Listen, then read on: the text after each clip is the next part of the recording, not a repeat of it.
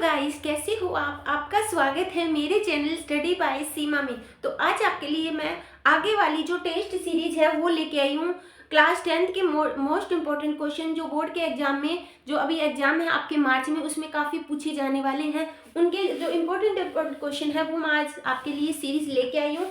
तो इसलिए वीडियो को पूरी वॉच करना, इस वीडियो को अपने ज़्यादा से ज़्यादा दोस्तों के साथ शेयर करना, ताकि उन बच्चों को भी इस जो वीडियो को देखने के लिए काफ़ी ये वीडियो है उनके लिए यूजफुल हो सकती है। हो सकता है यही क्वेश्चन आपके एग्जाम में छप जाए। तो लेट्स स्टार्ट करते हैं। अपने इंपॉर्टेंट क्वेश्चन है, पूरा क्वेश्चन है, डिटेल से करेंगे और विद एक्सप्लेन करेंगे। क्वेश्चन में क्या है, यदि कोसेक थीटा इक्वल टू 2 हो तो cot theta plus sine theta बटे 1 प्लस कोस थीटा की स्केयर का मान अपने को क्या करना है, ज्ञात करना है। तो कैसे ज्ञात करेंगे? देखो, कोसेक का मान अपने को दिया हुआ है, यानी कोसेक थीटा इक्वल टू कितना दिया हुआ, 2।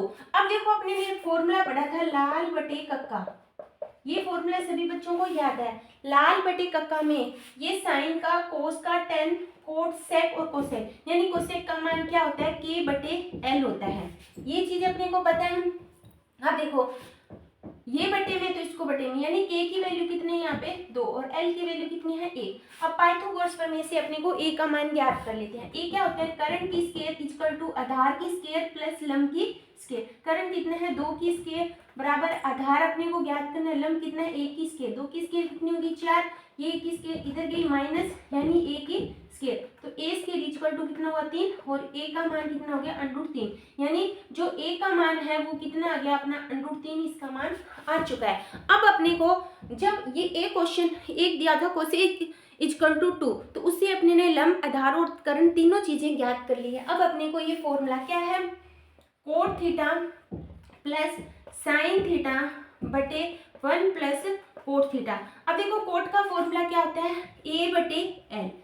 कोट होता है ए बटे एल प्लस साइन का क्या होता है, एल बटे के बटे 1 प्लस, यहाँ पे सॉरी कोट है, यहाँ पे कोट है, ठीक है। तो कोट का भी क्या होता है, ए बटे एल।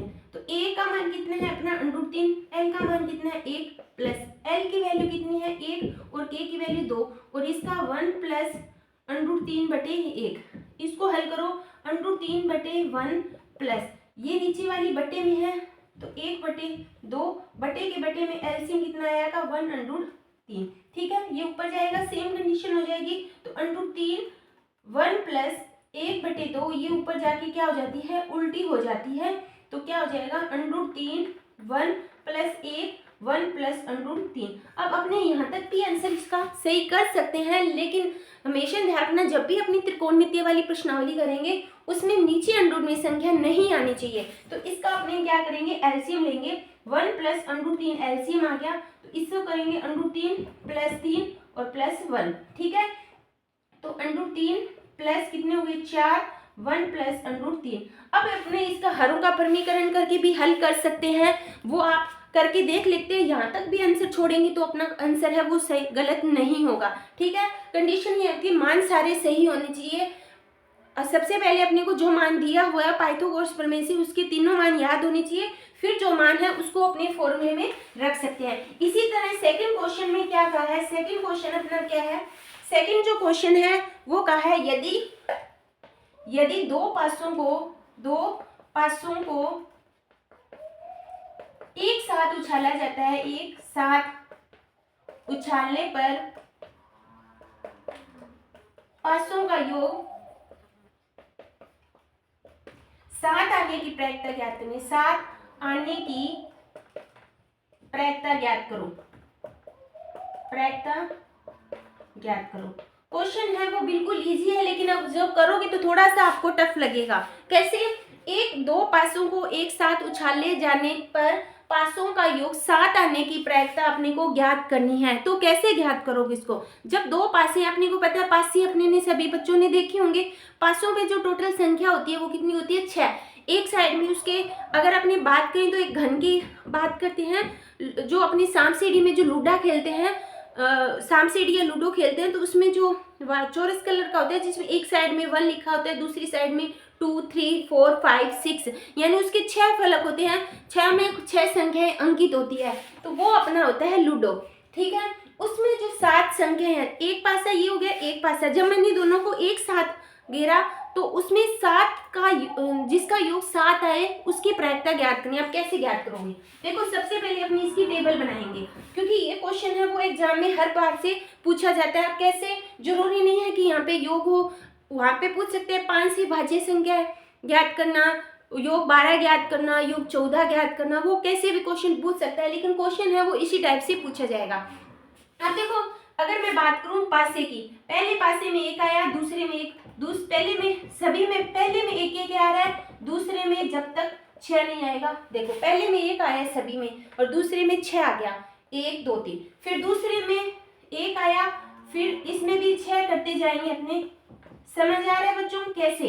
देखो एक पासे को फेंका, इसमें 1 आया, इसमें 1, पहले में 1 1 आ रहा है, दूसरे में जब तक 6 पूरे नहीं होंगे, इसी प्रकार दूसरे में 2 2 आ रहे हैं और तीसरे जो दूसरा है उसमें 6 6 आ रहे हैं। इसी तरह जब तक 6 6 नहीं आएंगे अपने इसका करते जाएंगे, इसी तरह करना है, ठीक है। उसी तरह 4 1 4 2 4 3 4 4 4 5 एंड 4 6, 5 1 5 2 5 3 5 4 5 5 एंड 5 6, इसी तरह 6 1 6 2 6 3 6 4 6 5 एंड 6 6, दोनों में जब तक 6 6 नहीं आएंगे अपने करते जाएंगे 6 6। अब ये 2 पासे है, बाई चांस अपने को 3 पासे गए, जो जब तक तीनों में 6 6 नहीं आएंगे वो कंडीशन अपनी करते।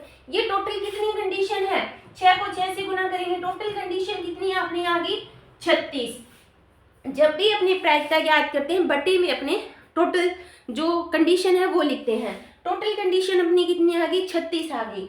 अब देखो जिसका योग कितना है 7 है, योग देखो कहाँ पे है, एक तो इन दोनों का योग 7 बन रहा है, 1 + 6 7, ये भी 7 बन रहा है, ये भी 7 7 एंड 7 एंड 7, 1 2 3 4 5 6 6, 6/36, टोटल कंडीशन कितनी है 36, उसमें 7 योग कितनी है 6 की, हल करेंगे 1/6 इसका करेक्ट आंसर है। तो आई होप आपको पासे वाला क्वेश्चन है वो आसानी से समझ आ गया होगा।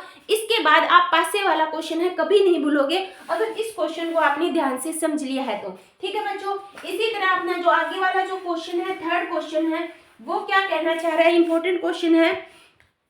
इसमें क्या है कि थर्ड क्वेश्चन है माध्य, माध्यिका तथा बहुलक। ध्यान से इस क्वेश्चन को समझना, हर बार एग्जाम में ये क्वेश्चन पूछा जाता है। इसके बेस पे न्यूमेरिकल भी आ सकता है, इसके बेस पे क्वेश्चन भी आ सकता है कैलकुलेशन वाला, या इसके बेस पे फॉर्मूला भी है वो अपने से पूछ सकता है। अब इस क्वेश्चन को ध्यान से समझना, ये क्वेश्चन क्या है, क्वेश्चन में क्या है, माध्य, माध्यिका और बहुलक में संबंध है। अब ये क्वेश्चन मैं इसलिए करवा रही हूँ क्योंकि जब भी किसी टीचर जिससे आप पढ़ रहे हो उस टीचर ने ये प्रश्नावली आपको अच्छी तरह कंप्लीट करवा चुके हैं, माध्य भी करवा दिया, बहुलक भी करवा दिया और माध्यिका भी करवा दी, लेकिन तीनों में रिलेशन नहीं करवाया। क्योंकि जब भी एग्जाम क्वेश्चन आता है, पिछला एग्जाम उठा के देखना, वहां पे डायरेक्ट ये फॉर्मूला पूछा गया है। हो सकता है आगे वाला जो अभी एग्जाम आया आपके मार्च में, तो इस फॉर्मूले के बेस पे आपसे क्वेश्चन भी पूछ सकते हैं। तो मैं आपको दोनों बताऊंगी कि फॉर्मूला क्या होता है और उसके बेस पे क्वेश्चन कैसे आता है वो चीज़ भी बताऊंगी। अब जो कंपटीशन है, पिछली बार 2016 या 17 का जो फर्स्ट ग्रेड का एग्जाम था, उसमें भी ये क्वेश्चन में फॉर्मूला पूछा गया था। तो इस क्वेश्चन को ध्यान से समझें। माध्य, माध्यिका और बहुलक में संबंध का मतलब होता है, इनमें का सूत्र क्या होता है, बहुलक = 3 माध्यिका -2 माध्य, ये इसका सूत्र होता है। यानी बहुलक = 3 माध्यिका -2 माध्य, इसका सूत्र होता है। ये फॉर्मूला याद रखना। अब एक ये फॉर्मूला याद करोगे तो अब वो एग्जाम में जो अगर आपके ऑब्जेक्टिव टाइप क्वेश्चन आए तो इस फॉर्मूला को वो कैसे भी घुमा के पूछ सकता है। वो दे सकता है कि 2 माध्य बराबर, ये इधर आ गया तो क्या पूछ सकता है, 3 माध्यिका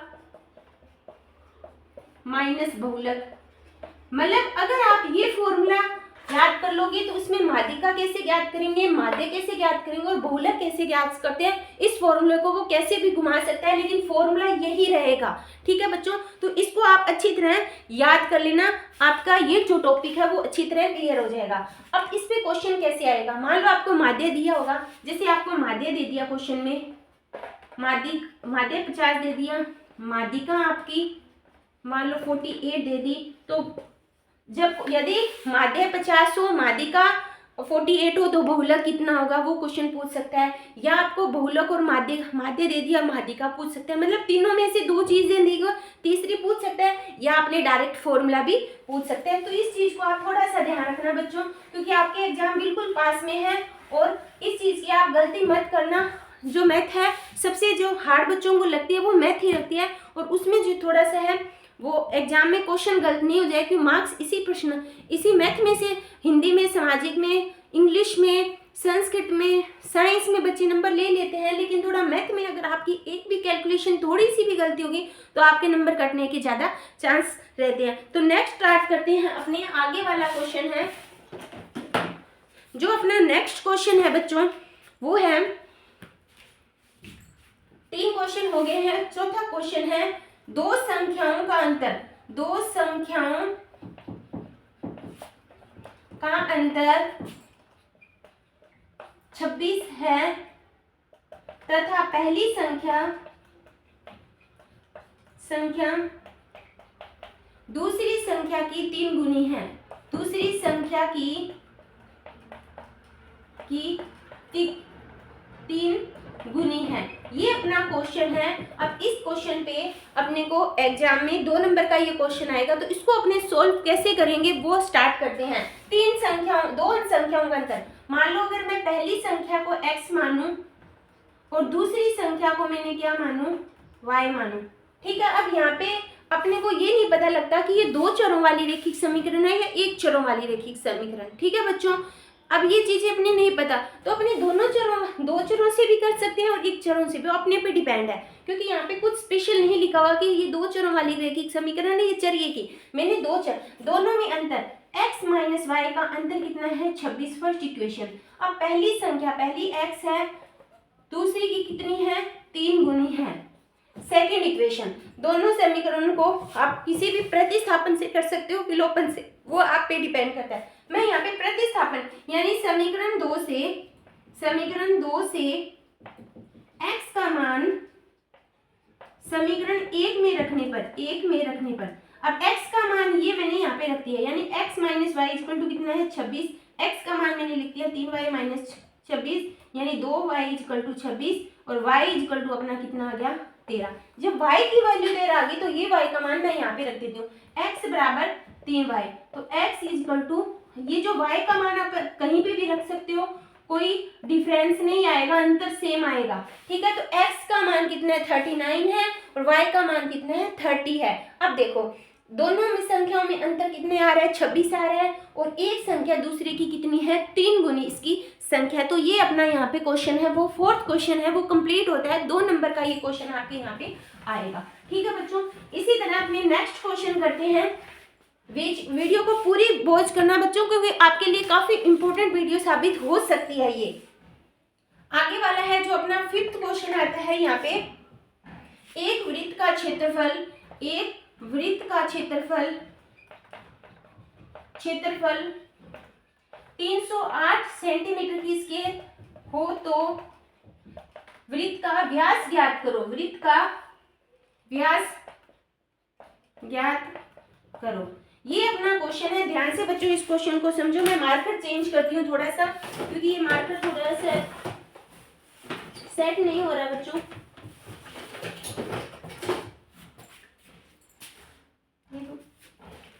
ब्लू कलर, दो संख्याओं, अगर एक वृत्त का क्षेत्रफल 308 सेंटीमीटर की स्केल है तो वृत्त का व्यास ज्ञात करो। अब अपने को पता है वृत्त का क्षेत्रफल क्या होता है, वृत्त का क्षेत्रफल सभी बच्चों को पता है क्या होता है, पाई आर स्क्वायर होता है। क्षेत्रफल अपने को दिया हुआ है 308, पाई का मान सभी बच्चों को पता है 22/7, आर की वैल्यू अपने को ज्ञात करनी है। आर यहाँ पे रख लो, बाकी संख्या उधर 308 × 7 11/22। ठीक है, थोड़ा सा मार्कर लूज हो गया।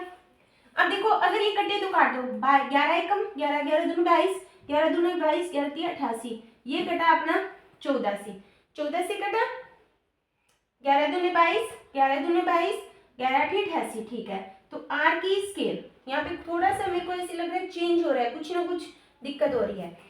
अगर मैं काटू इसको, पाई की स्केल हो गया। ठीक है, 11 दूनी 22, 11 दूनी 22, 11 8 88, ये कट गया अपना 14 से। ठीक है, तो यानी 14 इंटू 7। जब आर ज्ञात करेंगे तो अंडरूट 14 इंटू 7 यानी 7 इंटू 2 इंटू 7, तो आर कितना आ गया अपना 7 अंडरूट 2। ये आ गई त्रिज्या। जब इसकी दुगनी करेंगे तो 14 अंडरूट 2 इसका क्या आ जाएगा, अपना व्यास आ जाएगा। ठीक है बच्चों, सिंपल सा क्वेश्चन है। अब आप सोचोगे इतना सिंपल एग्जाम में आता है क्या? आता है बच्चे। यही क्वेश्चन गलत भी कर सकते हैं, क्यों? क्योंकि बच्चों में ओवर कॉन्फिडेंस हो सकता है कि हमें सब कुछ आता है। एग्जाम में जब वो पेपर देखेंगे तो ऐसे लगेगा ये भी आता है, ये भी आता है, ये भी आता है, लेकिन वो जल्दबाजी में ये सबसे सिंपल क्वेश्चन है वो गलत कर सकते हैं। और सेकंड कंडीशन क्या होती है कि जब बच्चे सिलेबस करते हैं क्लास 10th मैथ का, तो वो हार्ड क्वेश्चन करते जाते हैं, क्योंकि बच्चे के ये क्वेश्चन सिंपल क्वेश्चन तो आते हैं, उनकी प्रैक्टिस नहीं करते, और जो एग्जाम है उसमें सिंपल क्वेश्चन ही गलत होते हैं, हार्ड क्वेश्चन बच्चे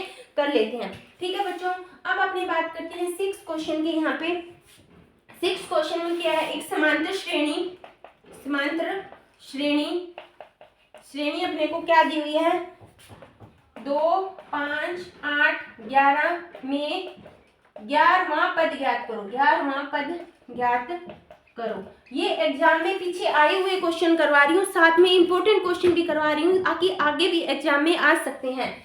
अब देखो एक समांतर श्रेणी 11वां पद, कौन सा पद ज्ञात करना, 11, यानी n का मान कितना है, 11 है। a की वैल्यू कितनी है, फर्स्ट पद होता है वो a होता है, d का होता है सार्वंतर, 11 में से 8 गए 3, 8 में से 5 गए 3, और 5 में से 3 गए 3, यानी अब अपने को सारी ज्ञात करने की जरूरत नहीं है, स्टार्टिंग में दे दिया समांतर श्रेणी, तो इसका मतलब ये समांतर श्रेणी है, अपने a की d का मान ज्ञात कर लेंगे।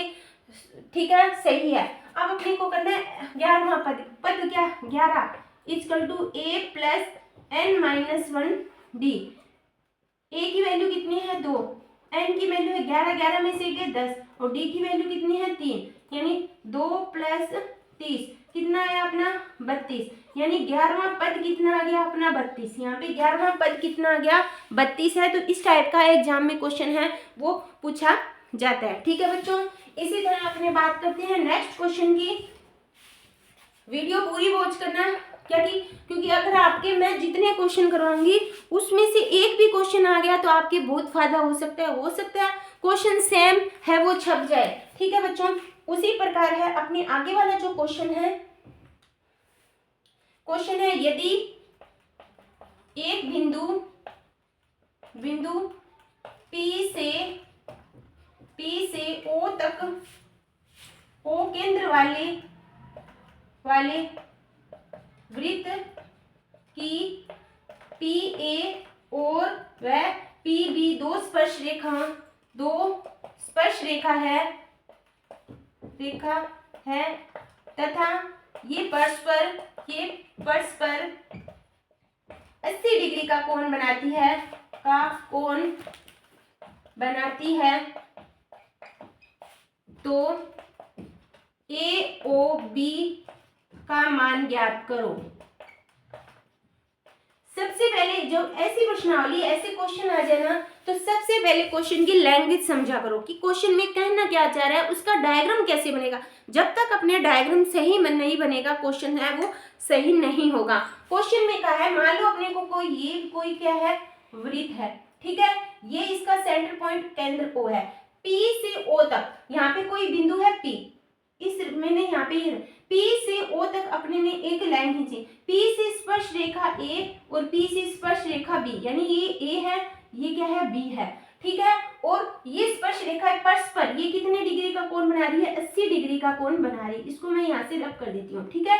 तो अपने को क्या याद करना है, AOB का मान ज्ञात करना है, ठीक है बच्चों, यानी जो केंद्र पर बनने वाला कोण ज्ञात करना है। कैसे ज्ञात करेंगे, अब देखो ये क्या बन रहा है, त्रिभुज बन रहा है। त्रिभुज में कोण A प्लस कोण B प्लस कोण P प्लस कोण AO बी इक्वल टू कितना है 360 डिग्री है। पता है सभी को, क्योंकि ये चार भुजाओं से घिरी आकृति है, यानी चतुर्भुज बन रहा है। चतुर्भुज के चारों कोनों का योग होता है 360। अब देखो ये कोण पी कोण कितना दिया हुआ है अपने को, हमेशा ध्यान रखना स्पर्श रेखा है वो परिधि पर केंद्र से हमेशा लंब बनाती है। इसका मतलब कितना बनाती है, 90 डिग्री कोण बनाती है। ये आप अपनी बुक में जाके एक परिमेय है वहां से देख सकते हो। इसका मतलब ये भी 90 डिग्री है प्लस ये भी 90 डिग्री है। P की वैल्यू 80 डिग्री है। अपने को ज्ञात करना है AOP इक्वल टू कितना हो गया 360 डिग्री। टोटल कितना हो गया 180 260, यानी AOB इक्वल टू 360। तो AOB इक्वल टू 360 माइनस 260 कितना हो गया 100 डिग्री है। यानी जो केंद्र पर कोण बनने वाला है स्पर्श रेखाओं द्वारा किसी बिंदु P से केंद्र पर बनने वाला कोण कितना है 100 डिग्री। अगर अपने को ये कोण पूछे, यहाँ पे लाइन ये कोण पूछे, तो दोनों कितने कितने डिग्री के हो जाएंगे 50 डिग्री के ये कोण हो जाएंगे। ठीक है बच्चों, तो ये अपने 7th क्वेश्चन हो गए हैं। इसी तरह आपने आगे वाला जो क्वेश्चन कौन सा बचता है, मैं इंपॉर्टेंट क्वेश्चन लेके आई हूँ। तो अभी आज की वीडियो काफ़ी लंबी हो जाएगी, तो आज मैं आपके लिए जो 7th क्वेश्चन है इंपॉर्टेंट लेके आई हूँ। कल इसी टाइम मैं आपके लिए जो आगे वाली मैथ की टेस्ट सीरीज भी लेके आऊँगी, इसलिए वीडियो को पूरी वॉच करना। और इस वीडियो को ज़्यादा से ज़्यादा, ये आपकी प्रैक्टिस के लिए, आपने सिलेबस पूरा कंप्लीट कर चुके हैं, जो प्रैक्टिस के लिए ये मैं आपके लिए वीडियो लेके आई हूँ। तो आई होप आपको वीडियो अच्छी लगी होगी। वीडियो अच्छी लगी तो लाइक है, लाइक का बटन है उसको प्रेस करना, और साथ में कमेंट करके जरूर बताना कि वीडियो कैसी लगी। थैंक यू बच्चों।